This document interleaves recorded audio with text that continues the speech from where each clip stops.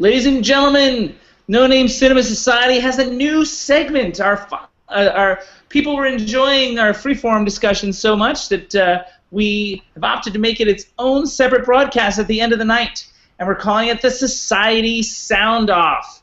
And this is our first official one that's a separate broadcast. Hello, I'm Jonathan Betzler. I'm one of your hosts for the evening. So far tonight, we've talked about, we started the evening talking about the current feature, We Are Your Friends, then The Indie Enemy, directed by Denis Villeneuve, and we just finished talking about George Cukor's The Philadelphia Story from 1940. It's our classic movie of the week. And here, my fellow members of the No Name Cinema Society. First, Dave Joseph. Dave, are you feeling yar at the moment? Loving it. I'm loving it. J Money, do you get that reference? I do, in yar.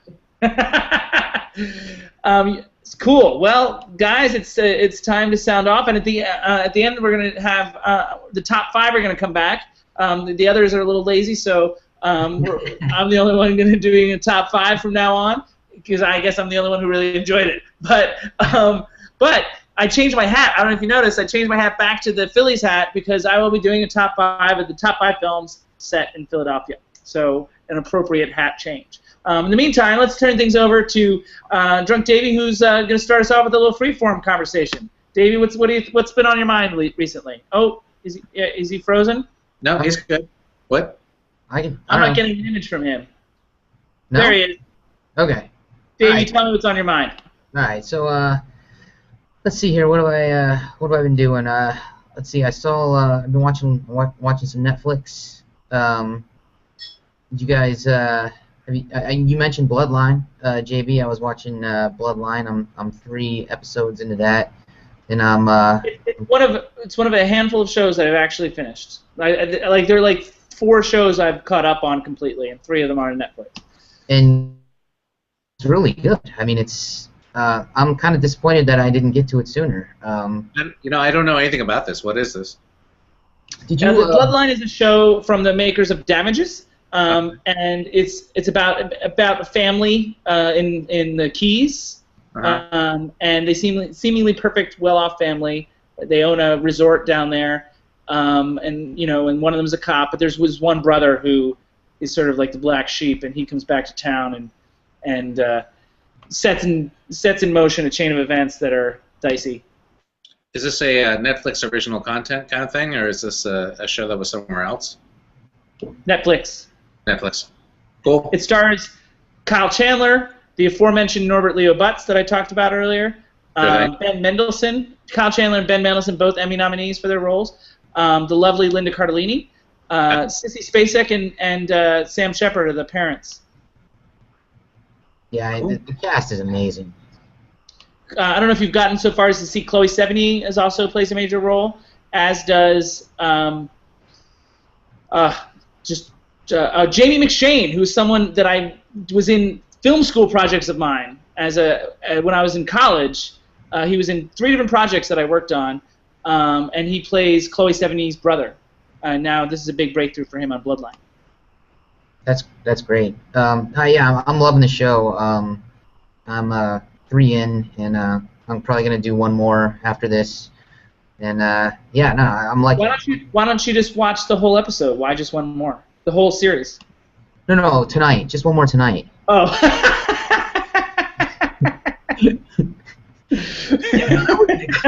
Thought you were like gonna quit cold turkey after 4 episodes. I'm like, it just gets better and better. I assume so. I don't know why you would give up on it so decisively. It's so strange to me. Okay. Oh, right, wow. well, cool. I recommend it. I'll have to check it out.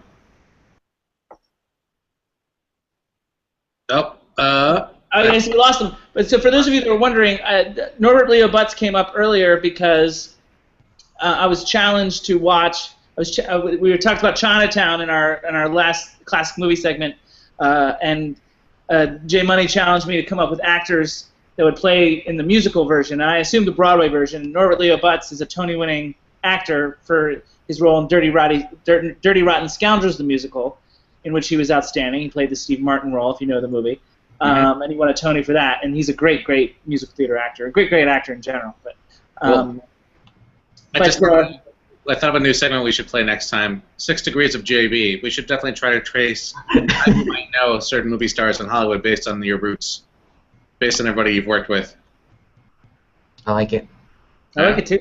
Ah, there we go. Yeah, nothing like name. Well, we'll have to do that research ahead of time, so we don't start doing IMDb in the middle of broadcast. I can't just throw a name at you all of a sudden and see if you can connect the dots on the fly. Well, I'll only be able to connect the dots on the fly if I directly work with them, if there are 0 degrees. So, anyway, Davey Joe, what else you got?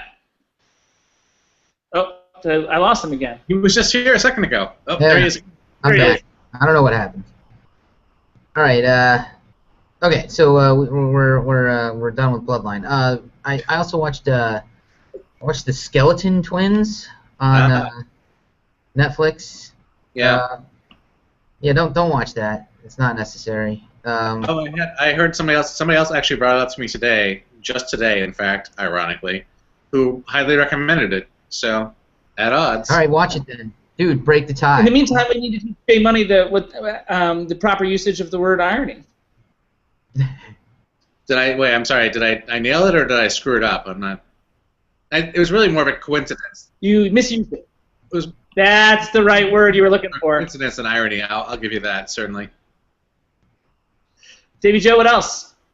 So yeah, Skeleton. It's not terrible. It's just really mediocre. All right.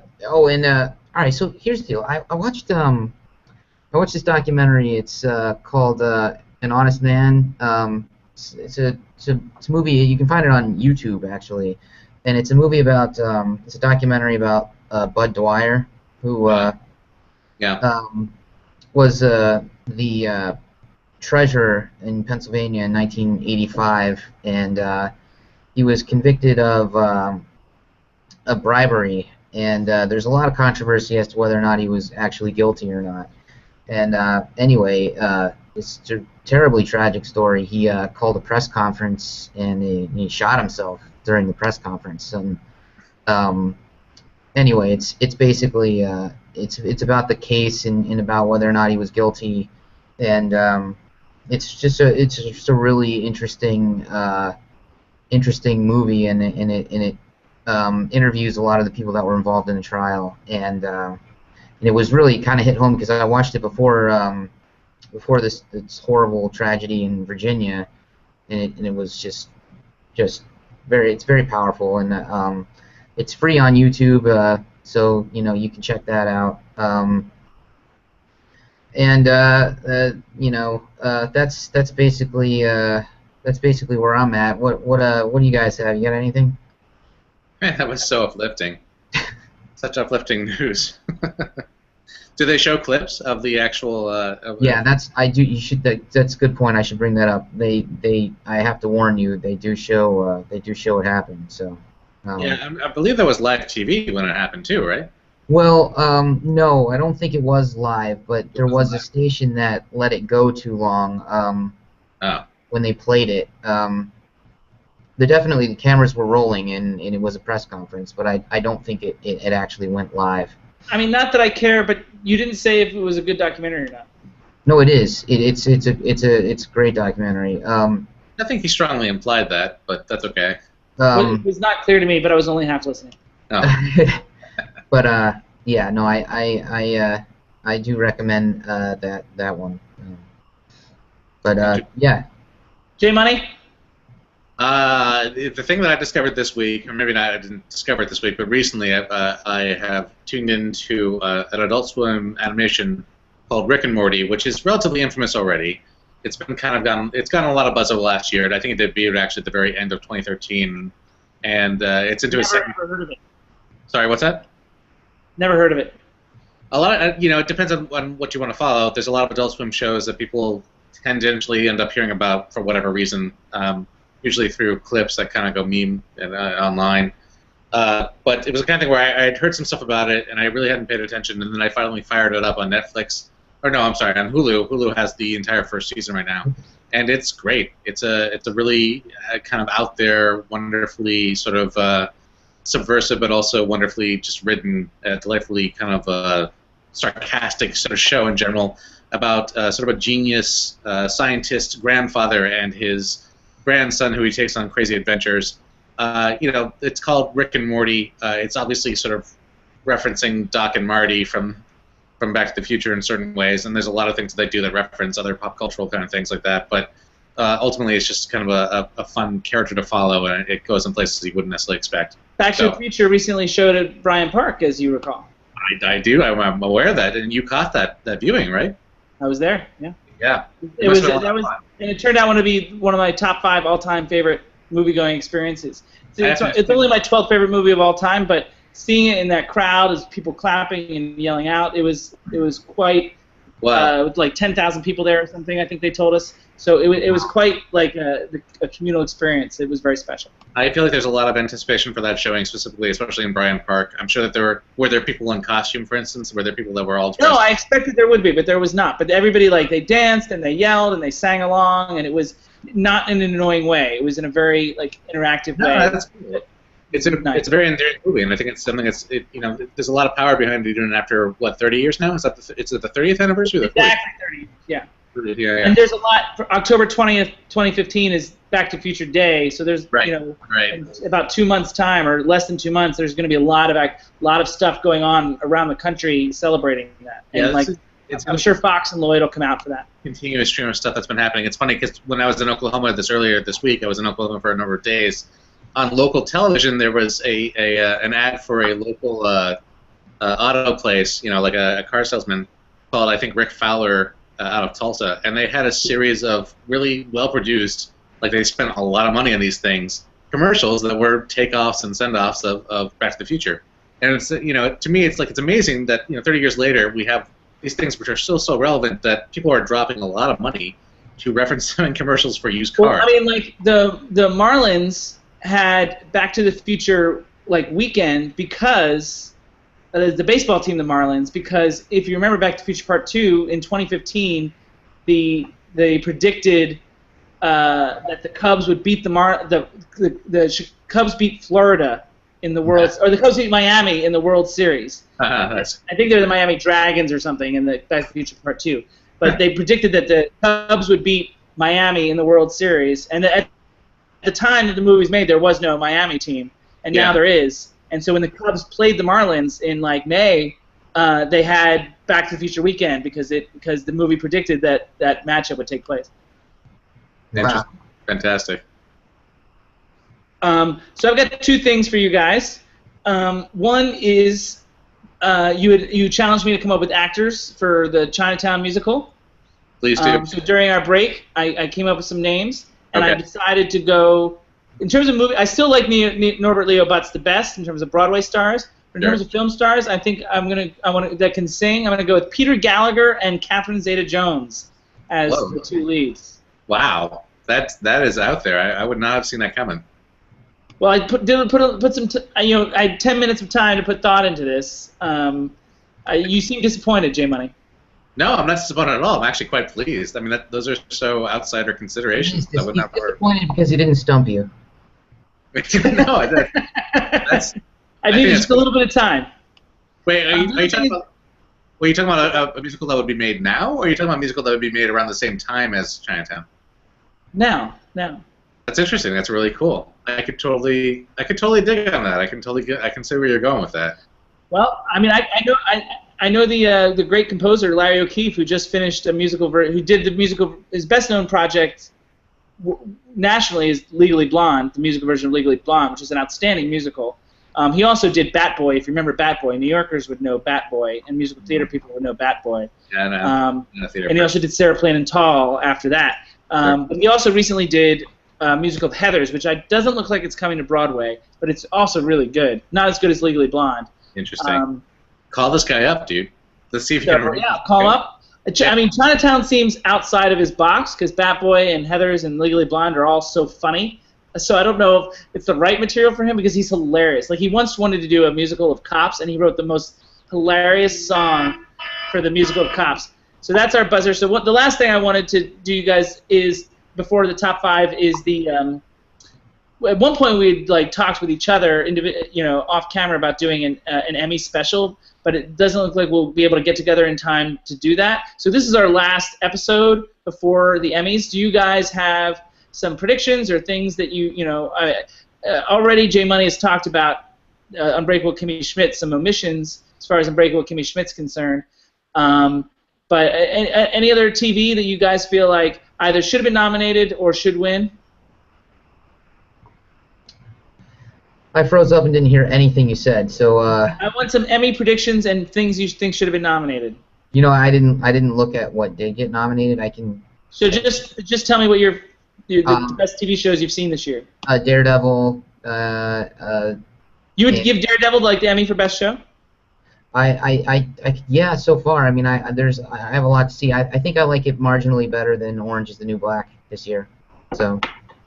Do you qualify Orange is the New Black as a drama or a comedy? I guess, yeah, I guess it's more of a drama, but I'm not going to argue either way. Interesting. Because it's been in comedy the last 2 years, and this year they put it in drama. Or no, it's in comedy the first year. This is only the second year of eligibility, so it's in drama this year. Interesting. So would you say Unbreakable Kimmy Schmidt is your favorite comedy? Of the year? Yeah.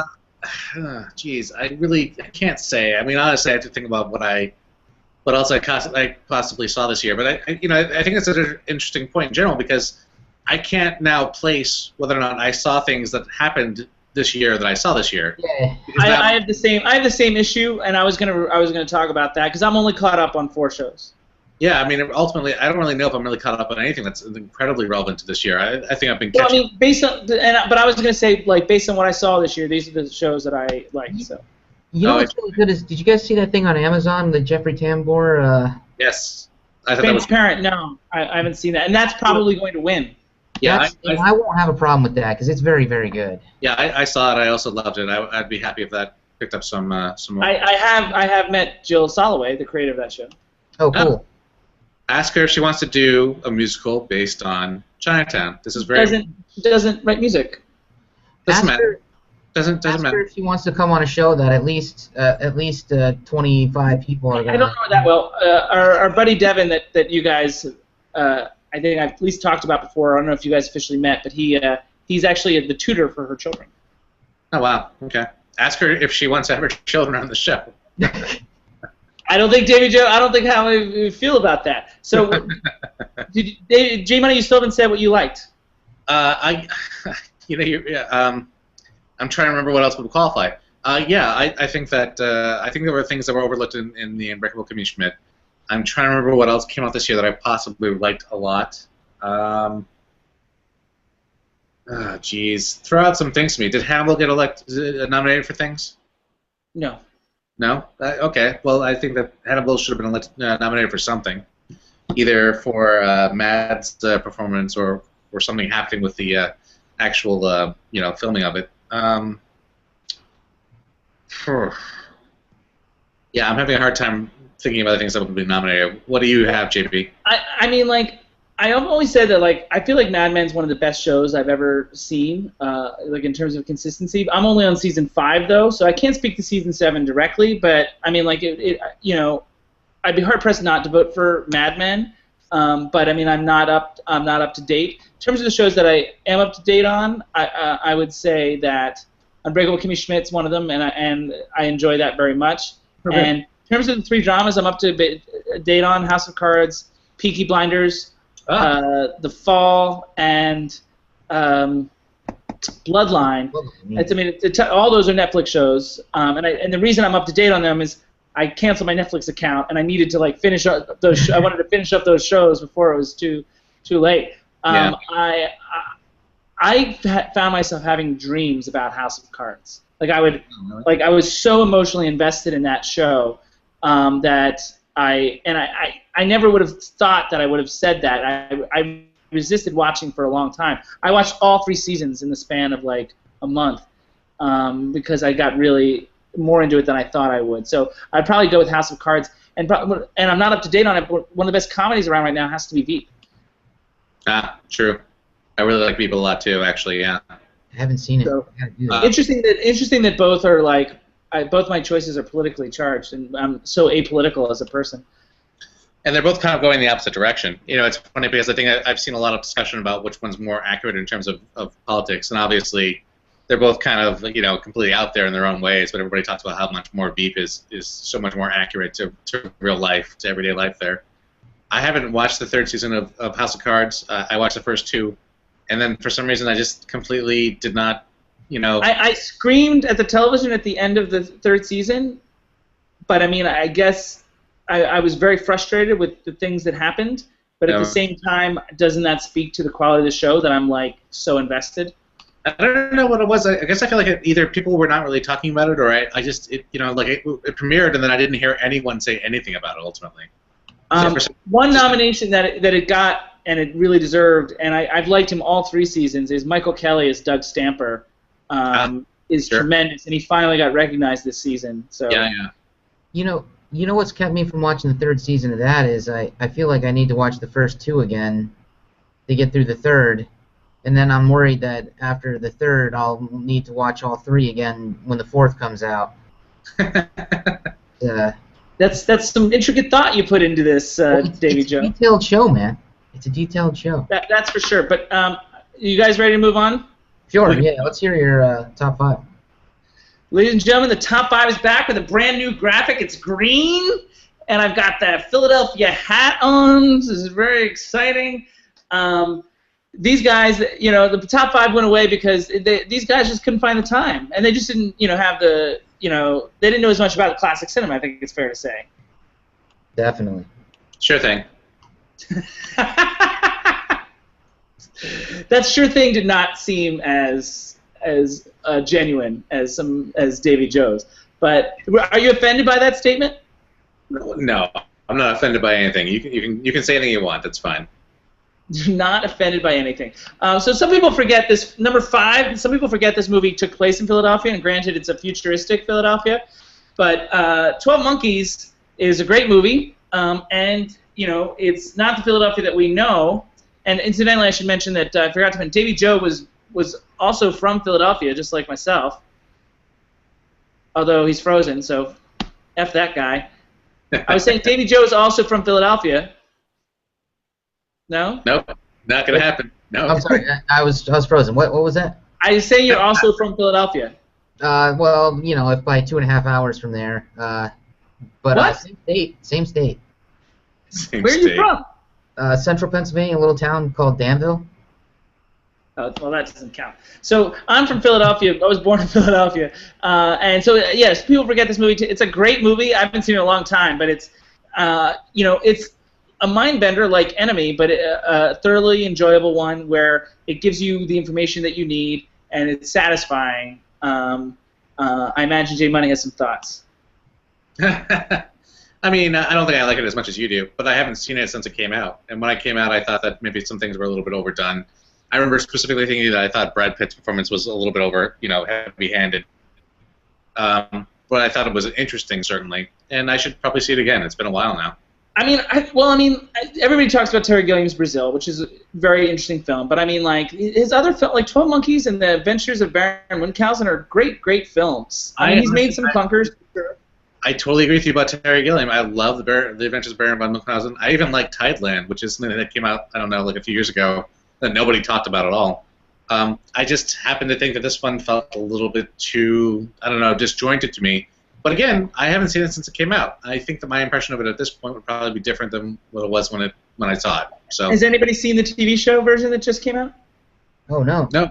What's the TV show version? It's on Sci-Fi. I think Sci-Fi. It just was released. 13 episodes. Really? Huh. How is it? I didn't see it either. Let's check it out. We should check into that. That's interesting. Yeah. What's the? Is there something going on? I hear some noise. I hear some clopping, but I thought someone was like messaging us. There you go. Oh, that's you guys are playing around. All right, No. Never mind. Next time, now it's number 4 film in Philadelphia. Oh yeah. And people forget this film took place in Philadelphia too, but it's a classic. And it was a film that we talked about heavily, if you remember, during my old show Film Revision, because that discuss films from 1983, and this was one of the more surprising films. One of the things about 1983 that we noticed was the strength of the comedies, and this is a comedy that maybe doesn't get enough credit because it's so broad, and it's got some raunchy elements, but at the same time, it's got a lot going on. It talks about economic issues and the class system, and in the scope of this, raunchy Saturday Night Live-esque comedy, there's a great deal of smart satire. I think it's a great film. I mean, and I'm not the only one to recognize it. BAFTA gave it several nominations. So actually, and Jamie Lee Curtis won a Best Supporting Actress for BAFTA, and not even in the special comedy section. And she was also a Golden Globe nominee, as also Denholm Elliott as the butler. Right here, as you can see, he won a BAFTA award for this role. So Trading Places, even at the time, was recognized as being something special of a comedy. Davy Joe, you reacted right away to the choice. Yeah, no, that's a great movie. I haven't thought about that one in a long time. J Money? I've actually never seen it, so I can't say anything. That's crazy. Davy Joe, what do you think he would? For the most part, I missed out. I will say this, though. There is one thing about that movie that I've always thought was interesting, because I don't know if this is actually true, but I think that in Coming to America, Don Amici and the other guy reprise their roles sort of as bums. That's absolutely right. That is correct. Murphy hands him money at one point, right? Because he's rich. I always thought that was fascinating and hilarious. But that's really the only thing I can tell you about Trading Places, which is not anything. Yeah. Now, for all my ragging, I was devil's advocate in the last segment when we talked about our classic movie of the week, Philadelphia Story, but I'm still making it number 3 on our list of Philadelphia movies, and I know you guys like it, so you're not going to argue. No. Can you at least agree that it's slightly stronger than Trading Places? Yes. You laugh. You haven't seen Trading Places. I know. Places is really, really good. It is very good, but it's not the Philadelphia Story. I'm wondering what I got an idea for the one for the what number 1 is. See, I know what's coming. I can take a guess. I know what's coming. Well, my number 2 is a film that's already come up previously on another top 5. In fact, it was my number 1 on another top 5 of Australian directors. Witness is my number 2, and is also among my top 50 favorite films of all time. Witness is another film that's considered the perfect screenplay. The legend goes that after the screenplay was written, Peter Weir, the director, didn't change a word because it was too perfect. And the structure and the characters. We talked at length about it on the Australian broadcast when we did our Mad Max conversation, but I don't know if there's stuff you guys want to add. Does it really count as a Philadelphia movie? Yeah. Yes. I'm gonna put that out there. I'm just saying. Well, I mean, it contains the train station scene. Yeah, it's a scene in the movie. Well, but which is a major scene, and he's a Philadelphia cop. He's a city cop. All right. Yeah, I know. I'm just saying the majority of the movie actually happens outside of Philadelphia. Here's Lucas Haas in the train station. I mean, it's considered a Philadelphia movie. All right. By pretty much everybody. All right. Oh, I think you try to poke holes just for the sake of poking holes. Yes. I didn't do any research. Like, I made my list, and then I did some research to see if there were films I might have missed. And I found a list of on Wikipedia. There's a list of films that take place in Philadelphia. Okay. Even more tangentially, and Witness was on the list. A, B, and then on the same Google search found another list of top 10, someone else's top 10 films set in Philadelphia, and all the ones on my list were on it, including Witness, and Witness was also second on their list. Okay. If the internet has spoken, I am not going to disagree. Well, that's not what I'm saying. I'm just saying I felt more confident about this one than I did about say 12 Monkeys, but. Yeah, that's fair. Fair point. Davy Joe. J Money interrupted you. No. I mean, there's no Amish people in Philadelphia, but I'll give it to you. There's Philadelphia in the movie, definitely. Well, I mean, and it's a big. I mean, like, there's a plaque in the 30th Street train station where Witness was filmed. That's fair. It counts. It's in. Okay. Well, and everybody knows what number 1 is. The Sixth Sense. No. I did. I mean, I thought about it briefly, but if I were going to do any, I would do Unbreakable, and I thought about Unbreakable. I also thought about Kitty Foyle, but neither of them make the list. This is one of the most iconic shots in Philadelphia history. Down Benjamin Franklin Boulevard here. Yeah, I mean, no movie says Philadelphia more than Rocky, but it also is the best film. I mean, unfortunately, the sequels, seem to have damaged the legacy a little bit. But if you watch the original and how raw it is and how actually honest his performance is, it was an early CMS we did back in late 2011, and people were shocked. They didn't remember how good this movie was. Guys? And another one on its way, gonna be good. Looks good. I have hope for Creed. That's a lot of hope because that Creed can go either way. It could go either way, but that's saying something. That there's a chance. There's a chance, man. People had hope about Rocky Balboa and Rocky V. Rocky Balboa was decent. Rocky V is awful. Rocky Balboa was not decent. Decent? Come on. It was decent. Rocky IV is my second favorite. I agree. I agree with that completely. Davey, J Money, you're just dying to say something mean about Rocky. No, I agree with you. I think that Rocky is an incredibly underrated movie. But it's funny because I also think that there's a lot of movies that Stallone has been in where he's sort of cemented the idea of this iconic character that's become bigger than himself, and then it gets perverted. I mean, I would say the same thing about Rambo. I think the first Rambo is actually a great movie, but the character of Rambo became completely changed and perverted over the sequels, and the idea of Rambo became something entirely different than what was initially, intended.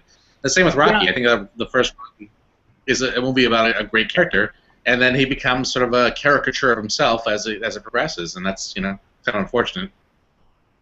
That's true. I don't like First Blood that much. I think Rocky's in a different category, but I mean, sure. Yeah. I mean, I think agree with the overall statement.